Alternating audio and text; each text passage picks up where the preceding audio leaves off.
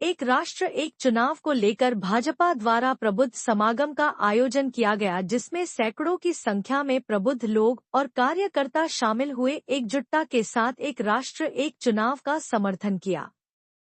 दरअसल बेहट कस्बे के विकासनगर रोड पर भाजपा नेता संजीव कर्णवाल बॉबी के फार्म हाउस पर आयोजित प्रबुद्ध समागम को संबोधित करते हुए मुख्य अतिथि सहारनपुर जिला प्रभारी DK शर्मा ने कहा कि एक राष्ट्र एक चुनाव देश को नई दिशा देगा। यह महज राजनीतिक सुधार ही नहीं, अपितु राष्ट्र के निर्माण की ओर एक महत्वपूर्ण कदम है। सरकार बार बार के चुनावों से बचकर देश के संसाधनों को मजबूत कर सकेगी। पूर्व विधायक नरेश सैनी व ब्लॉक प्रमुख विश्वास चौधरी व जिला पंचायत सदस्य रामू चौधरी ने कहा कि एक राष्ट्र एक चुनाव से देश में अल्पकालिक चुनाव खत्म होंगे। इससे जनता पर पड़ने वाला अतिरिक्त खर्च का बोझ भी कम हो जाएगा। संजीव कर्णवाल व चौधरी रणवीर प्रधान ने कहा कि एक राष्ट्र एक चुनाव की व्यवस्था लागू होने से चुनावी प्रक्रिया में लगे शिक्षकों को राहत मिलेगी, जिससे शिक्षण व्यवस्था में भी सुधार होगा।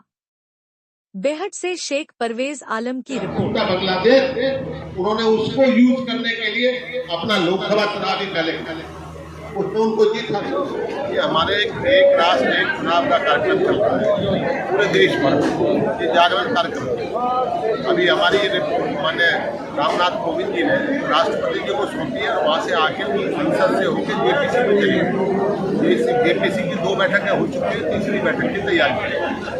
उसके बारे में जन जागरण अभियान है। हमारे हर विधानसभा में इस तरह के सम्मेलन प्रबुद्ध लोगों को इकट्ठे करके उनको बारे में बताने की क्रिया चल रही है। ये उस तरह का एक प्रबुद्ध सम्मेलन। क्या कुछ बताया गया है एक राष्ट्र एक चुनाव से क्या फायदे होंगे? उसके क्या फायदे, क्या नुकसान, क्या उसका फायदा, आर्थिक फायदा क्या है, सामाजिक फायदा क्या है और एडमिनिस्ट्रेटिव क्या फायदे हैं, ये सब बताए गए।